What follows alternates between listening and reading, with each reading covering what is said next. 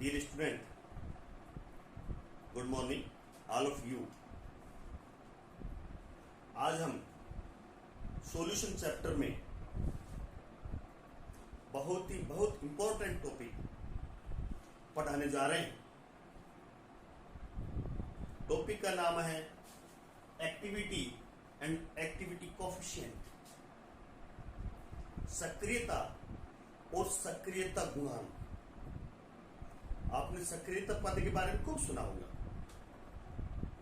लेकिन ज्यादातर स्टूडेंटों के कंसेप्ट क्लियर नहीं है। सक्रियता पद आया क्यों आवश्यकता पड़ी, इसको हम आज विस्तृत रूप से आपको समझाएंगे। एक्टिविटी क्या है, एक्टिविटी कोफिशिएंट क्या है। अब एक उदाहरण लेकर हम यहां से चलेंगे एसिटिक एसिड का। एसिटिक एसिड एक वीक एसिड आप जानते हैं, जिसका वियोजन निम्न प्रकार से होता है।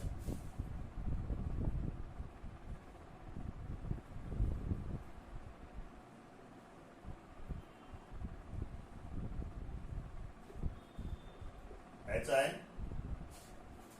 अब इस पर यदि लॉ ऑफ मास एक्शन लगाएं, द्रव्यानुपाती का नियम, according to law of mass action, then साम्य स्थिरांक एसिटिक आयन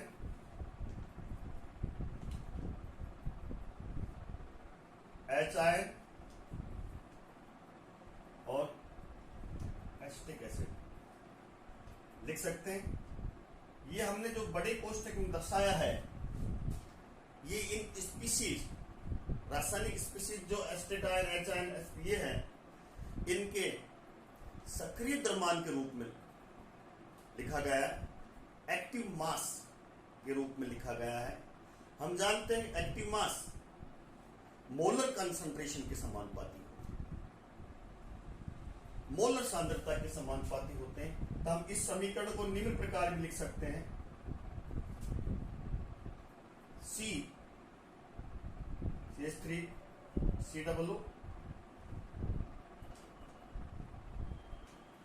CHIN और CH3 COO लिख सकते हैं। ये मोलर कंसंट्रेशन के रूप में समीकरण ए। क्लियर। इसमें जो साम्य स्थिरांक के का मान यहाँ किस रूप में, एक्टिव मास के रूप में, यहाँ मोलर सांद्रता है। आपने ओस्वाल्ड डाइल्यूशन लॉ भी पढ़ा होगा। ओस्वाल्ड डाइल्यूशन लॉ के अनुसार उन्हें ऐसे लिखते हैं, माना एसिटिक अम्ल का वियोजन, डिसोसिएशन निम्न प्रकार है, CH3 COO, सेम वही बात लिखेंगे, CH3 COO आयन और HIN। ठीक है। ओस्वाल्ड डाइल्यूशन लॉ के अनुसार प्रारंभ में इसकी सांद्रता 1 मोल 0 साम्य अवस्था पर C1 minus alpha, C alpha और C एल्फा। एल्फा वियोजन की मात्रा है, डिग्री ऑफ डिसोसिएशन। तो हम इसको वापस लिखेंगे तो C alpha upon C1 minus alpha, समीकरण नंबर 2। क्लियर लिख सकते हैं। अब साम्य स्थिरांक समीकरण 1 का और साम्य स्थिरांक समीकरण 2 का ध्यान दीजिए। इससे भी साम्य स्थिरांक ज्ञात कर सकते हैं, इससे भी ज्ञात कर सकते हैं।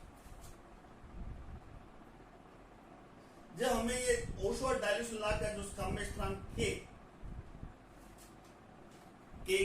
साम्य स्थिरांक अर्थात एक स्थिरांक कांस्टेंट इसका मान कांस्टेंट आना चाहिए सभी सांद्रताओं पर। सांद्रताओं पर के का मान निर्भर नहीं होना चाहिए, परंतु हमने देखा गया इलेक्ट्रोलाइट की सांद्रता बढ़ाने पर के का मान बढ़ जाता है, अर्थात के मान में परिवर्तन हो जाता है, वो स्थिर नहीं रहता है। इसके लिए हमने एस्टिक उदाहरण के लिए ये आपके सामने कुछ डेटा रखे हैं, टेबल रखिए। आप इस पर ध्यान दीजिए कि पहली कॉलम सांद्रता के लिए सांद्रता बढ़ रही है, दूसरा मोलर चालकता है, ये अल्फा का मान ज्ञात करना है ओस्वाल्ड डायल्यूशन के लॉ के अनुसार। अनंत तनुता पर मोलर चालकता और ये किसी तनुता विशेष पर मोलर चालकता, इससे हम अल्फा का मान ज्ञात कर लेंगे।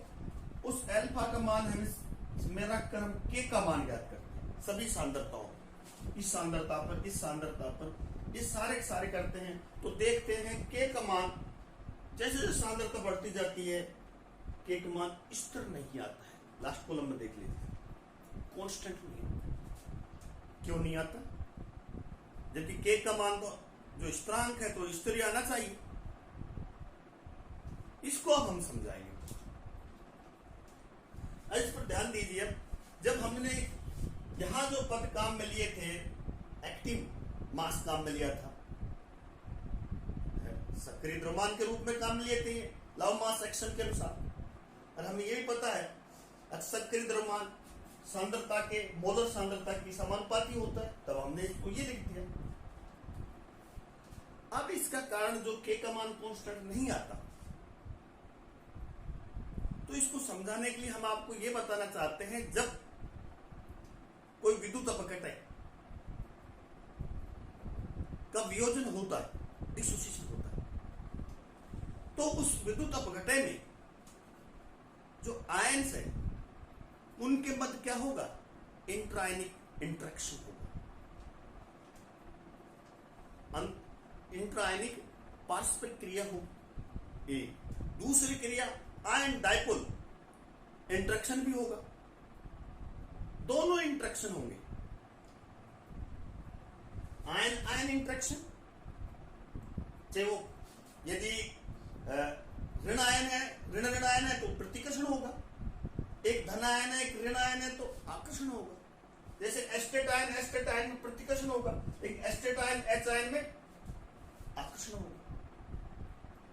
दूसरा हम बता रहे हैं आयन डाइपोल द्विध्रुव, जो विलायक है, मान लीजिए जल में घुला हुआ है, तो विलायक जल है तो विलायक जल भी डाइपोल हो, इसमें एस्टेट आयन घुला हुआ है तो ये आयन विपरीत आयनों को घेर लेंगे,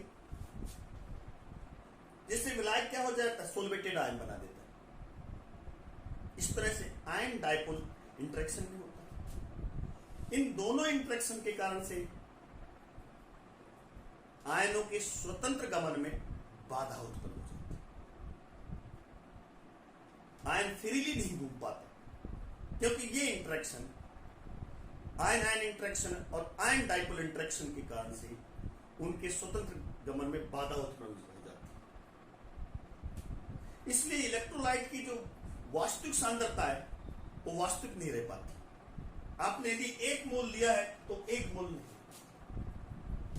वो इस बात पर निर्भर करती है आयन आयन इंटरेक्शन कितना हुआ, आयन डाइपोल इंटरेक्शन कितना हुआ, जिससे आयन की चाल घट जाती है, आयन की चाल परिवर्तित हो जाती है, आयन स्वतंत्र रूप से विचलन नहीं कर पाते। जो उसकी वास्तविक सांद्रता है वो वास्तविक नहीं रहती, जो उसकी प्रभावी सांद्रता और वास्तविक सांद्रता दोनों बातें अलग अलग है। अर्थात जो वास्तविक सांद्रता वास्तविक नहीं रहती, वो उसकी जो प्रभावी सांद्रता है, इफेक्टिव, जो वास्तव में है, जो जितनी बाधाओं को दूर करने के बाद जो सांद्रता बचती है वो प्रभावी सांद्रता होगी। जो प्रभावी सांद्रता और वास्तविक सांद्रता डिफरेंट हो जाती है। हमने जो इस समीकरण 2 से कैलकुलेशन के का मान किया है, ये हमको 1 मोल लेकर किया है। थ्योरेटिकल कैलकुलेशन किया है, ये तो क्लियर है ना। लेकिन ये एक मोल सांद्रता एक मोल नहीं रह सकती, प्रभावी कोई दूसरी सांद्रता हो जाती है, इफेक्टिव कंसंट्रेशन। तो इसलिए ये समीकरण 2 से जो हमने के का मान ज्ञात किया वो स्थिर नहीं आता है। क्लियर? दो जो इंटरेक्शन बताया, आयन आयन इंटरेक्शन भी होगा, यदि धनायन धनायन है तो उनके मध्य प्रतिकर्षण होगा, ऋणायन ऋणायन के मध्य प्रतिकर्षण होगा, लेकिन अपोजिट आयन है तो आकर्षण होगा, आयन डायपोल इंटरेक्शन होगा। इन सब का परिणाम ये होता है आयन स्वतंत्र विचलन नहीं कर पाते, और जो उसकी प्रभावी सांद्रता है और उसकी वास्तविक सांद्रता है वो अलग अलग होती है इलेक्ट्रोलाइट। यदि प्रबल इलेक्ट्रोलाइट है तो हम दुर्बल की बातें करें, तो दुर्बल इलेक्ट्रोलाइट की बजाय प्रबल इलेक्ट्रोलाइट में तो हम जानते हैं प्रबल इलेक्ट्रोलाइट, स्ट्रॉन्ग इलेक्ट्रोलाइट सभी सांद्रताओं पर पूर्ण रूप से पहले से ही आयनित रहते हैं, अर्थात उनमें ion interaction, ion dipole interaction रहता है, उनमें तो ज्यादा होता है ये इंटरेक्शन। इस कारण से उनमें तो के का मान इस तरह आता ही नहीं, बहुत ज्यादा विचलन होता है इसमें। जो ये प्रभावी सांद्रता और वास्तविक सांद्रता डिफरेंट हो जाती है। तो प्रभावी जो हमने जो एक्टिव मास काम में लिया वहां हम प्रभावी सांद्रता काम में लेंगे। अब वास्तव में कौन सी सांद्रता प्रभावी, एक्चुअल कंसंट्रेशन तो प्रभावी नहीं रहती, जो रियल में जो सांद्रता प्रभावी है उस सांद्रता को लुईस ने एक नए पद के रूप में एक नया टर्म दिया। लुईस एक साइंटिस्ट हुआ था, उसने एक नया टर्म एक्टिविटी दी, इस प्रभावी सांद्रता को एक नए पद के रूप में व्यक्त किया और उसका नाम है एक्टिविटी सक्रियता, ए।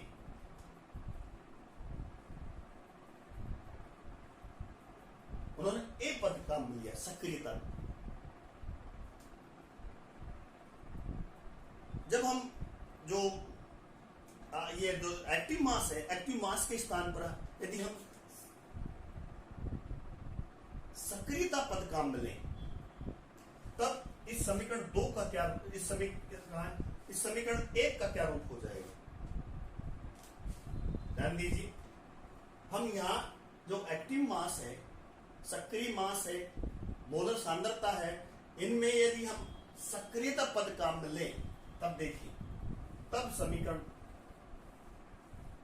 इसका रूप क्या हो जाएगा कि यहां में थर्मोडायनेमिक्स की बात करेंगे, उष्मा गति टर्म होगी, स्थिरांक है active estate ion, estate ion की एक्टिविटी और एच आयन की एक्टिविटी और एस्टेट। समीकरण नंबर 3, ये के टी एच आर ये उष्मागतिक स्थिरांक, थर्मोडायनेमिक के रूप में ये स्थिरांक। इस समीकरण 3 से आप दिख रहा है, इससे यदि हम के का मान ज्ञात करें जहां एक्टिविटी पद काम में लिया गया है तब के का मान कांस्टेंट आता है। जो इस जो ये टेबल दे रखी है इसके लास्ट उसमें देखिए आप, के का मान लगभग कांस्टेंट आता है। सांद्रता बढ़ रही है लेकिन के का मान लगभग पूर्णतः स्थिर तो नहीं है, लेकिन लगभग स्थिर आता है जब हम एक्टिविटी पद काम में लें। ये एक्टिविटी पद टर्म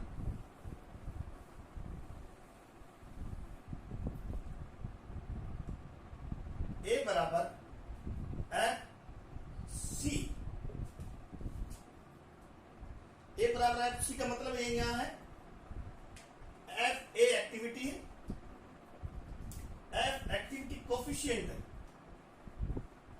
ए एक्टिविटी,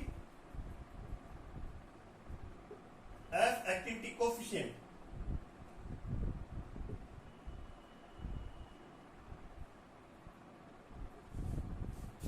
सक्रियता सक्रियता गुणांक हिंदी में कहते हैं, और सी मोलर कंसंट्रेशन, मोलर सांद्रता।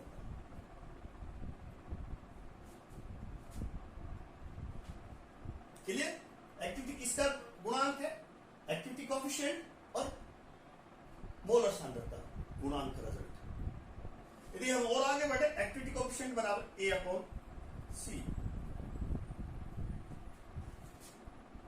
सक्रियता गुणांक एक्टिविटी कोएफिशिएंट इसका ratio is the ratio of the activity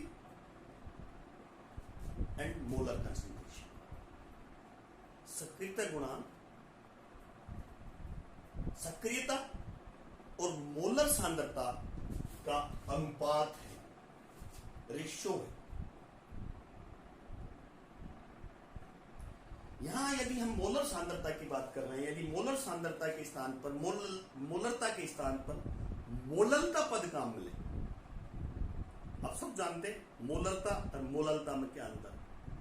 यहां मोलरता के स्थान पर मोललता के टर्म का मिले, पद का मिले, जो 1000 ग्राम में घुले हुए मोलों की संख्या होती है, तब इसका क्या रूप होगा? केल बदलेगा। एफ के स्थान पर क्या हो जाएगा? चिन्ह चेंज होता है, गामा बराबर ए अपॉन सी के बराबर एन। जब हम मोललता टर्म के रूप में सांद्रता काम करें, क्लियर? अब किसी आयन की एक्टिविटी की बात करें, ये तो पूरा इलेक्ट्रोलाइट की एक्टिविटी। किसी आयन की एक्टिविटी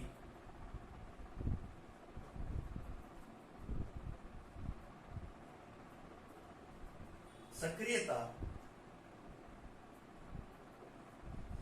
कैटायन लिख लीजिए इस तरह से,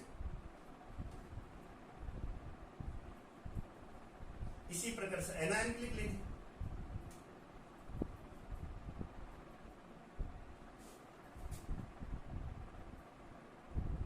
यदि मोललता के रूप में लिखें तो यहां गामा प्लस और एम प्लस,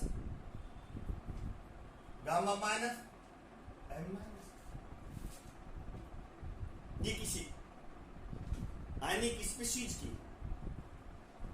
एक्टिविटी होगी, एक कैटायन की, एनायन की।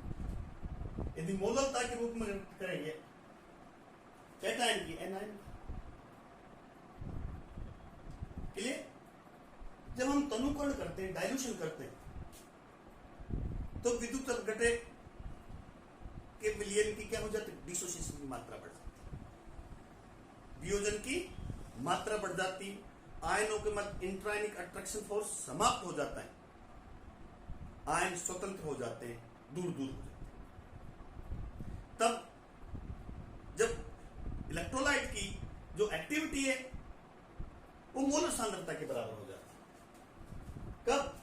जब हम डाइल्यूशन करते जाते हैं तो वियोजन की मात्रा बढ़ती है, वियोजन की मात्रा बढ़ती है तो आयन स्वतंत्र हो जाते हैं, दूर दूर हो जाते हैं। तब एक्टिविटी और मोलर सांद्रता लगभग समान हो जाती है। उस समय यदि ये दोनों बराबर, तो उस समय एफ का मान क्या होगा? 1 के नजदीक पहुंच जाता है। यूनिट एफ लगभग 1 हो जाता है।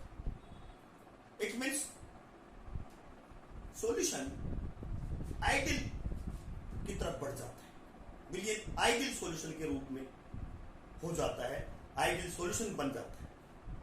जब एफ बराबर लगभग 1 हो, अरे 1 हो, तो आइडियल सॉल्यूशन के लिए एफ बराबर क्या होता है? 1। जैसे जैसे डाइल्यूशन करते हैं तो आयन स्वतंत्र हो जाते हैं, फ्री हो जाते हैं, और उनकी जो इलेक्ट्रोलाइट की एक्टिविटी है वो मोलर कंसंट्रेशन के लगभग बराबर हो जाती है, तो एफ का मान 1 नजदीक हो जाता है, विद्युत अपघटन का विलयन आइडियल विलयन। क्लियर? लेकिन जैसे जैसे हम सांद्रता बढ़ाते हैं, कंसंट्रेशन बढ़ाते हैं, तो इंट्रायनिक अट्रैक्शन फोर्स उत्पन्न हो जाती है आयनों के मध्य। आयन फ्री नहीं घूम पाते, और इलेक्ट्रोलाइट की जो एक्टिविटी है और उसके मोलर कंसंट्रेशन में डिफरेंट हो जाता है, विभेद हो जाता है, काफी अंतर हो जाता है। तब स्थिति में F का मान क्या हो जाता है, एक से दूर चला जाता है, एक के नजदीक नहीं जाता, यहां एक से दूर चला जाता है। इट मीन्स इलेक्ट्रोलाइट विलयन नॉन आइडियल की तरफ बढ़ जाता है, आदर्श विलयन की नहीं, अनादर्श विलयन की ओर बढ़ जाता है। जैसे जैसे हम पुनः सुन लो, जैसे सांद्रता बढ़ाते हैं तो इंट्रानिक अट्रैक्शन फोर्स बढ़ जाता है, आयन स्वतंत्र नहीं घूमता। इलेक्ट्रोलाइट विलयन की जो एक्टिविटी और उसके मोलर सांद्रता में अंतर आ जाता है, F का मान एक से दूर चला जाता है, दूर होने लग जाता है, इसलिए विलयन आइडियल से नॉन आइडियल की तरफ बढ़ जाता है। हम बताते हैं आइडियल विलयन के लिए बराबर क्या होता है, लेकिन जैसे जैसे एक से दूर जाता है तो नॉन आइडियल पोजीशन बनता है। तो क्लियर, ये आपने देखा एक्टिविटी क्या है, बता चुके हैं एक्टिविटी कोएफिशिएंट क्या है, एक्टिविटी पद क्यों काम में लिया गया है, ये हमने एक उदाहरण देकर आपको समझा। ये तो एक एस्टिकेशन दुर्बल विद्युत अपघट्य, प्रबल विद्युत अपघट्य में तो के मान बहुत ज्यादा अंतर आता है, कांस्टेंट तो बिल्कुल ही नहीं आता। अब हम एक और उदाहरण से आपको समझा रहे हैं, मिटा देता है इसको।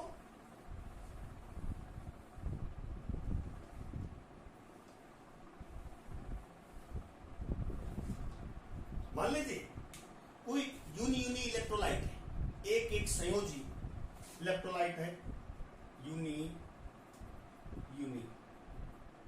एक संयोजी वैलेंसी इलेक्ट्रोलाइट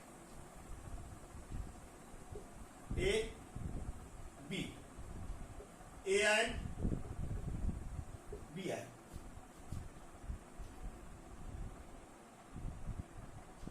यदि हम इसके बारे में एक्टिविटी के लिए लिखें तो कैसे लिखेंगे बच्चों,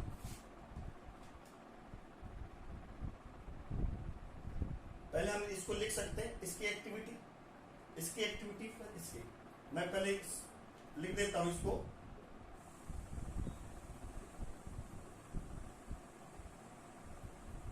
अब ध्यान दीजिए, इसकी एक्टिविटी लिखेंगे तो क्या आएगा, बोलिए।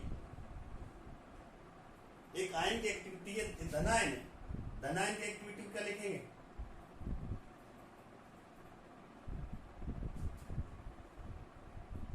एक्टिविटी इसके रूप में मैं पुनः, आप ध्यान दीजिए, इसको मैं पुनः एक बार वो आपको वो रिपीट कर रहा हूं।